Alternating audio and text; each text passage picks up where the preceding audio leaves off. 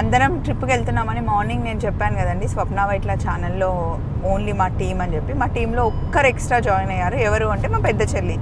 So girls అంతా ఒక కార్లో, బాయ్స్ అంతా ఒక కార్లో అట్లా ప్లాన్ చేసుకున్నాం.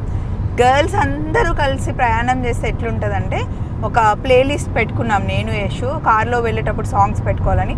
ఒక్క సాంగ్ కంప్లీట్గా వింటే ఒట్టు, వెనకాల చూడండి అసలు ఒక్క సాంగ్ ఒకటి పెట్టుకునే ఒకటి, ఇది కాదే, ఇది బాగుంటుంది, ఇది నాకు ఇష్టం, ఇది మా ఆయనకి ఇష్టం అని చెప్పి పోనీ సాంగ్ పెట్టిన తర్వాత ఇంకొకరు ఆయన ఫోన్ చేస్తారు. వాళ్ళకి జరిగినవన్నీ చెప్పే లోపల ఇంకొక ఆయన ఫోన్ చేస్తారు.